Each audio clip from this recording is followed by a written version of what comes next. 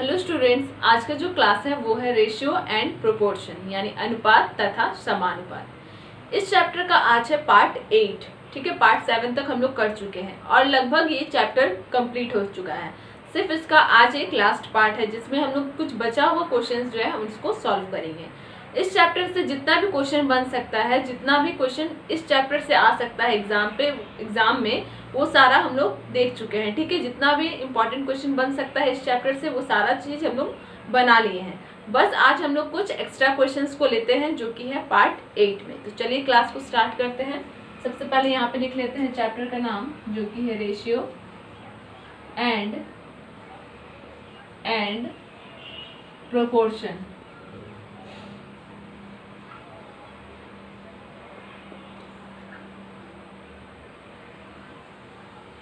हिंदी में हो जाएगा अनुपात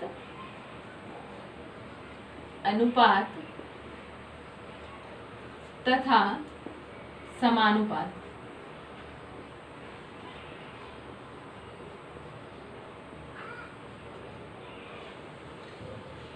आज का जो क्लास है ये है इस चैप्टर का पार्ट 8। यहाँ पे लिख लेते हैं पार्ट।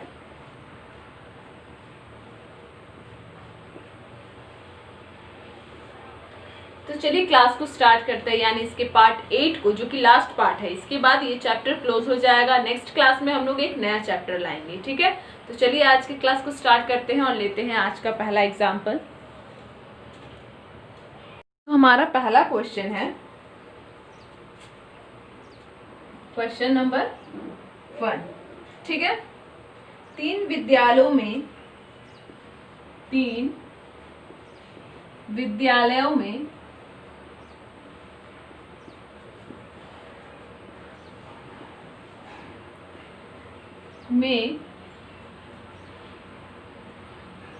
ए, बी तथा सी के छात्रों का अनुपात,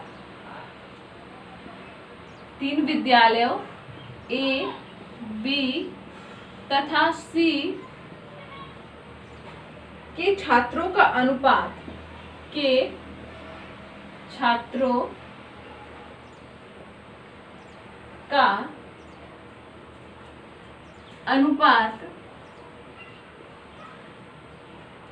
अनुपात क्रमशः 5, 4, 7 है। क्रमशः 5 अनुपात 4 अनुपात 7 है। इन विद्यालयों में छात्रों की संख्या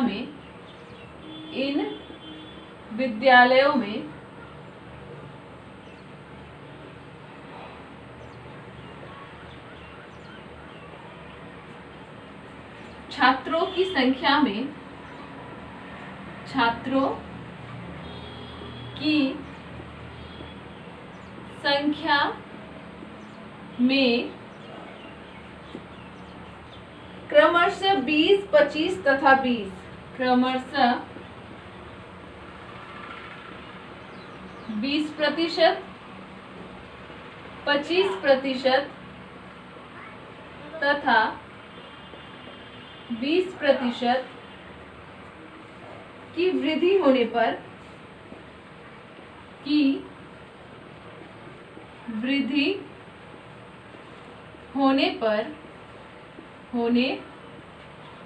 पर यह अनुपात क्या होगा? यह अनुपात क्या होगा? ठीक है, तो हम लोग इसका ऑप्शन ले लेते हैं। तो पहला नंबर ऑप्शन है, यानी ऑप्शन नंबर ए है 5 अनुपात 7। दूसरा ऑप्शन है 30 अनुपात 25 अनुपात 42। तीसरा ऑप्शन है 30 अनुपात 20 अनुपात 49। लास्ट ऑप्शन है निर्धारित नहीं किया जा सकता। ठीक है, निर्धारित नहीं किया जा सकता।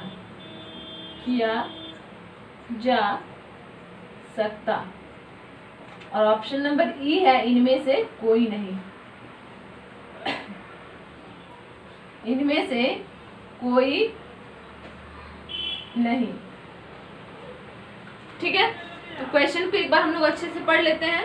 3 विद्यालयों ए, बी तथा सी। यहाँ पे ए, बी तथा सी क्या है, विद्यालयों का नाम दिया गया है। ठीक है, पहला नंबर विद्यालय का मान लेते हैं ए नाम है, सेकंड का नाम है बी और थर्ड नंबर का नाम है सी। ठीक है, तो यहाँ पे मान लेते हैं ए, बी और सी।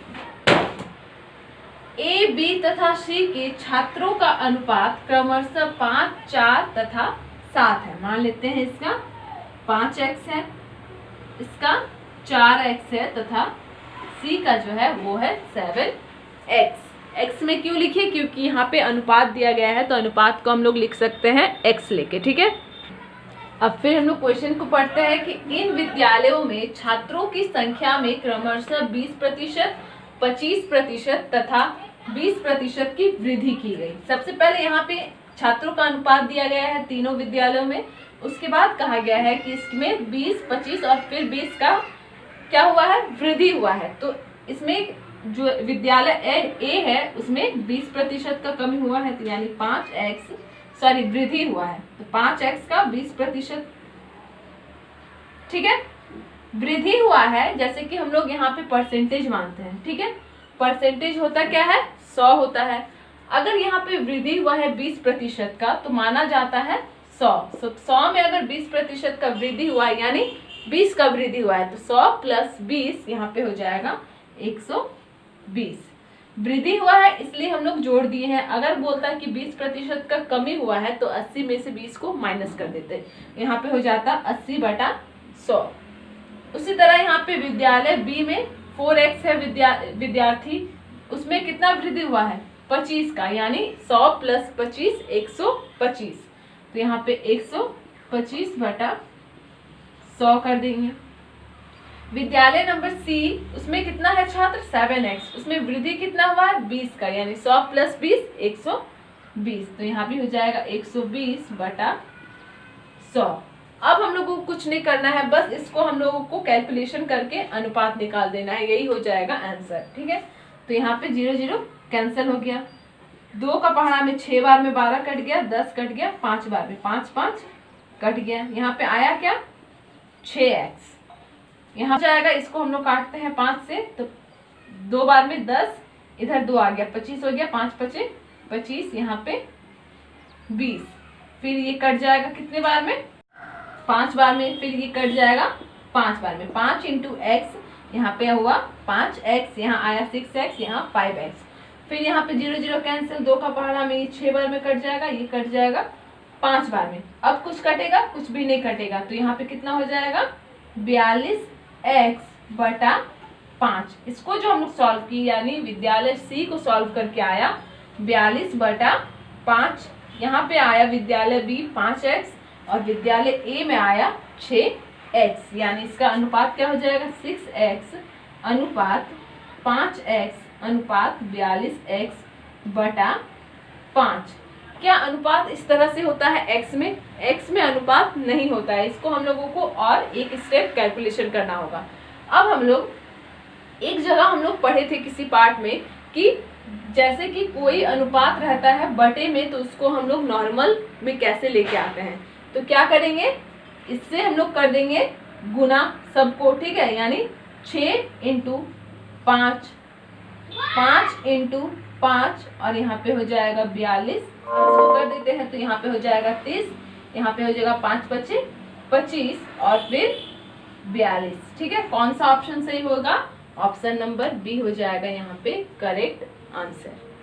ठीक है, पूरा समझ में आ गया, यहाँ पे कंफ्यूज नहीं करना है, क्योंकि आप लोगों को बताया गया है कि जब कोई भी अनुपात बटे में रहे तो उसको किस तरह से सॉल्व करना है, तो ये पूरा क्लियर हो गया होगा। ठीक है, कौन सा ऑप्शन आया, ऑप्शन नंबर बी, यानी 30:25:42। तो अब हम लोग आते हैं अपने नेक्स्ट क्वेश्चन यानी क्वेश्चन नंबर 2 पे। तो क्वेश्चन नंबर 2 पे आते हैं। दो संख्याएं 3 तथा 4 के अनुपात में हैं। दो संख्याएं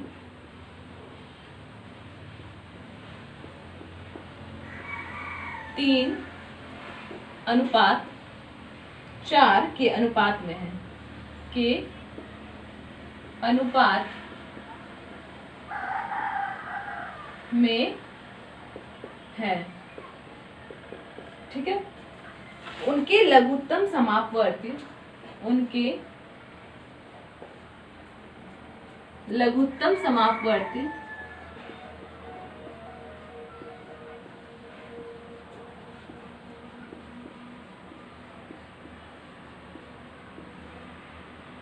तथा महत्तम समापवर्तक तथा महत्तम समापवर्तक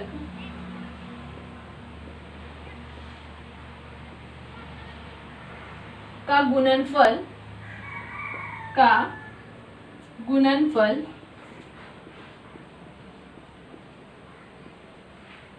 2028 है। इन संख्याओं का योगफल कितना होगा? इन संख्याओं का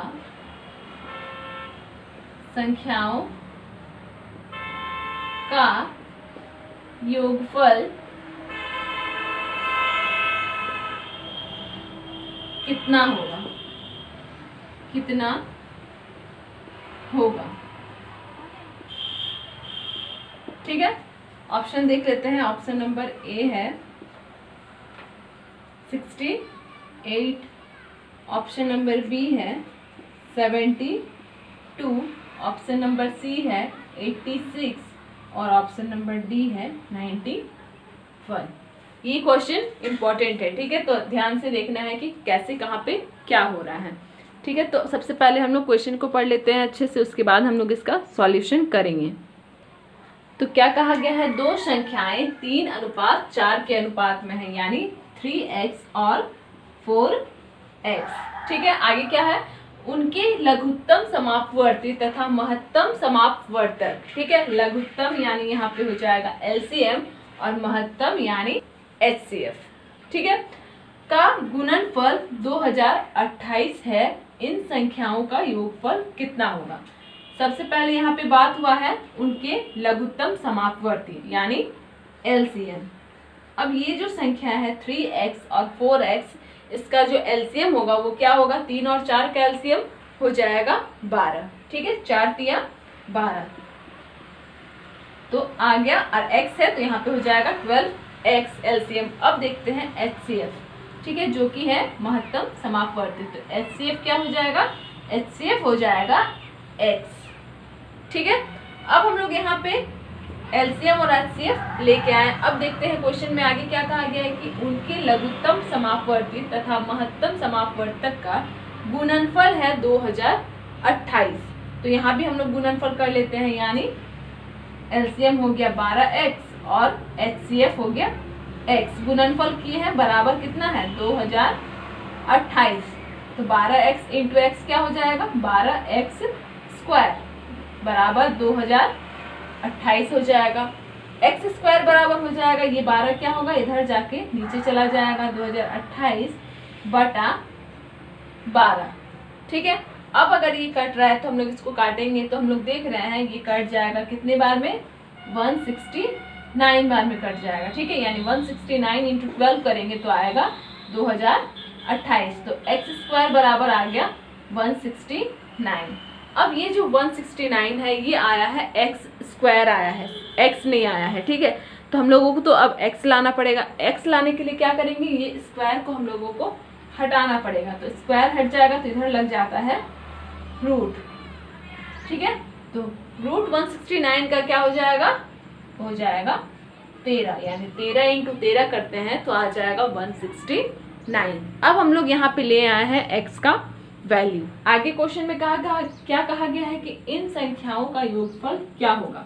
किन संख्याओं का? ये संख्या हम लोगों को अब निकालना है, क्योंकि हम लोग यहाँ पे x तो ले आए हैं। तो पहली जो संख्या है वो है 3x। तो यहाँ पे कर सकते हैं 3 इंटू x का वैल्यू आया है हम लोग का 13। तो ये कितना आ जाएगा? 3 तिया 9, 3 एकम 3। ठीक है, पहला संख्या आ गया 39। दूसरा संख्या क्या है?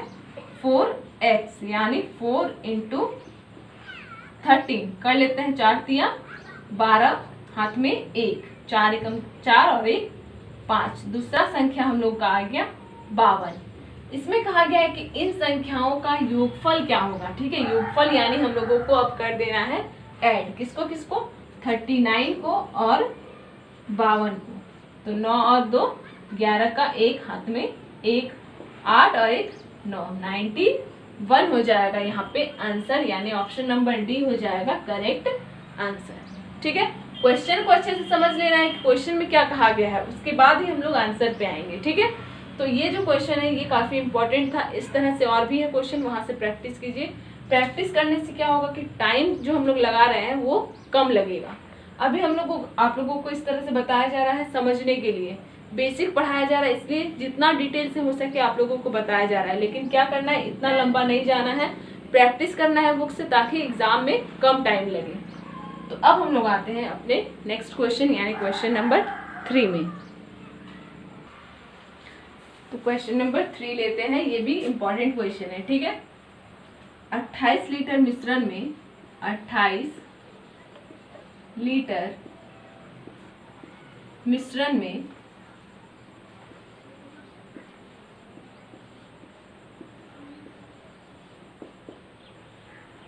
पेट्रोल तथा तेल का अनुपात, पेट्रोल तथा तेल का अनुपात 5:2 है, 5:2 है। इसमें कितना तेल और मिलाया जाए, इसमें कितना तेल और मिलाया जाए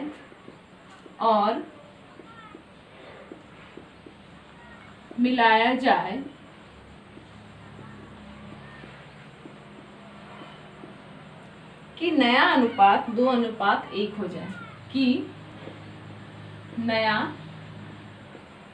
अनुपात 2:1 हो जाए। ठीक है, ऑप्शन में है, पहला ऑप्शन है 4 लीटर, ऑप्शन नंबर बी है 3 लीटर, ऑप्शन नंबर सी है 2 लीटर और ऑप्शन नंबर डी है 1 लीटर। ठीक है, ये जो क्वेश्चन है ये है मिश्रण का क्वेश्चन और ये इंपॉर्टेंट भी है। मिश्रण से एक क्वेश्चन एग्जाम में आता ही आता है। ठीक है, तो इसका सॉल्यूशन करने से पहले क्या करेंगे, हम लोग सबसे पहले क्वेश्चन को समझेंगे अच्छे से, उसके बाद ही हम लोग इसका आंसर करेंगे। ठीक है, तो क्वेश्चन पढ़ लेते हैं। 28 लीटर मिश्रण में पेट्रोल तथा तेल का अनुपात 5:2 है। सबसे पहले मिश्रण कितना है, 28 लीटर। ठीक है, टोटल 28 लीटर। इसमें क्या क्या है, इसमें 2 चीज है, पेट्रोल और तेल, पेट्रोल और तेल। तो पेट्रोल और तेल का जो अनुपात है वो है 5:2। ठीक है, तो 28 लीटर में अनुपात हम लोगों को दे दिया गया है पेट्रोल और तेल का। तो अनुपात के जरिए हम लोग ये निकाल सकते हैं कि 28 लीटर में कितना लीटर पेट्रोल है और कितना लीटर तेल है। कैसे निकाल सकते हैं, टोटल कितना है 28, निकाल रहे हैं अब हम लोग पेट्रोल। पेट्रोल का जो अनुपात है वो क्या है 5, नीचे क्या हो जाएगा, दोनों का योग यानी 5 और 2 7। कितने बार में कट जाएगा, ये 4 बार में, यानी आया 20 लीटर। तो ये जो 28 लीटर मिश्रण है इसमें 20 लीटर क्या है, पेट्रोल है। अगर 20 लीटर पेट्रोल है तो बचा हुआ 8 लीटर क्या होगा, तेल होगा। तो इस तरह से हम लोग को दोनों निकालने का जरूरत नहीं है, बस एक हम लोग निकाल लिए कि 28 में से 20 लीटर अगर पेट्रोल है तो जायज सा बात है कि 8 लीटर क्या होगा, उसमें तेल ही होगा। ठीक है, क्योंकि मिश्रण जो है पेट्रोल और तेल से बना हुआ है। तो हम लोग निकाल लिए, ठीक है। जो अनुपात हम लोग को दिया गया था उससे हम लोग निकाल लिए कि पेट्रोल है 20 लीटर और तेल है 8 लीटर। अब आगे क्या कहा गया है कि इसमें कितना तेल और मिला। तो यहाँ पे हम लोग जो आया उसको इस तरह से लिख लेते हैं, ठीक है। ये है पेट्रोल और ये है तेल। अब इसमें क्या कहा गया है आगे क्वेश्चन की, इसमें कितना तेल और मिलाया जाए। दोनों में तेल कौन सा है, ये हर जो है 8 वो है तेल। तो मान लेते हैं इसमें हम लोग x लीटर तेल और मिला रहे हैं। तो नया अनुपात क्या आ जा रहा है, 2:1, यानी 2/1। अब इसको हम लोग कर लेंगे क्रॉस मल्टीप्लीकेशन। तो यहाँ पे हो जाएगा 20 बराबर 8 दूनी 16 प्लस 2x। ये 16 को हम लोग इधर लेके आते हैं तो 20, ये प्लस में है, इधर आके हो जाएगा माइनस में, बराबर 2x। तो 2x बराबर क्या हो जाएगा 4। तो x बराबर हो जाएगा 4/2, यानी कट किया जाएगा 2। तो x का जो वैल्यू आया वो क्या आया है 2 लीटर। ऑप्शन नंबर सी हो जाएगा यहाँ पे करेक्ट आंसर, ठीक है। यानी जो नया अनुपात हम लोग का मिल रहा है 2:1, वो कैसे मिल रहा है, ये जो मिश्रण है 28 लीटर का, इसमें हम लोग 2 लीटर ऑयल यानी तेल और डालेंगे तो उसमें नया अनुपात बन जाएगा 2:1, ठीक है। ये अनुपात बन जाएगा, समझ में आ गया। तो अब हम लोग क्या करेंगे कि एक सिंपल सा क्वेश्चन ले लेते हैं, ठीक है, रिवीजन क्वेश्चन। उसके बाद ये चैप्टर क्लोज हो जाएगा। तो ले लेते हैं एक नेक्स्ट क्वेश्चन। तो क्वेश्चन नंबर 4, ठीक है। क्वेश्चन नंबर 4, यदि 1000 रुपये को A तथा B में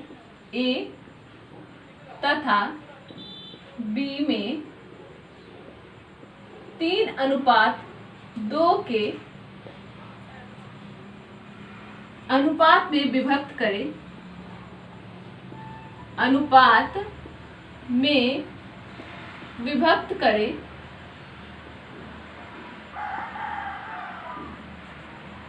तो A को विभक्त करें तो A को कितनी राशि प्राप्त होगी, ठीक है। कितनी राशि प्राप्त होगी। ऑप्शन देख लेते हैं। ऑप्शन नंबर ए जो कि है 400, ऑप्शन नंबर बी है 500, ऑप्शन नंबर सी है 600 और ऑप्शन नंबर डी है 800, ठीक है। क्या कहा गया है, टोटल अमाउंट जो है वो कितना है, वो है 1000, ठीक है। यदि 1000 को ए और बी में 3:2 के अनुपात में विभक्त करें यानी विभाजित करें, दोनों में डिस्ट्रीब्यूट करें तो ए को कितनी राशि प्राप्त होगी, यानी इस 1000 में ए को कितना मिलेगा। तो सबसे पहले यहाँ पे लिख लेते हैं कौन कौन है व्यक्ति, ए और बी। अनुपात क्या है 3x और 2x। टोटल राशि क्या है 1000, ठीक है। क्वेश्चन में पूछा किसका है, ए का पूछा है। तो 1000 गुना ए का अनुपात क्या है 3 बटा दोनों का जोड़ लेंगे, 3 और 2 5, कट जाएगा कितने बार में 200 बार में, यानी 200 × 3 हो जाएगा 600, ठीक है। यानी इस 1000 में ए को कितना मिलेगा, ए को मिलेगा 600, ठीक है। समझ में आ गया। तो इसी के साथ ये चैप्टर आज हम लोग क्लोज कर रहे हैं, क्योंकि इस चैप्टर से सारा चीज़ हम लोग पढ़ लिए, जितना इम्पोर्टेंट जितना बेसिक क्वेश्चन था हम लोग सारा पढ़ लिए। अब हम लोग इसको क्लोज करते हैं और इसका जो नेक्स्ट क्लास आएगा उसमें हम लोग एक नया चैप्टर पढ़ेंगे। तो आज का क्लास यहीं पे समाप्त होता है।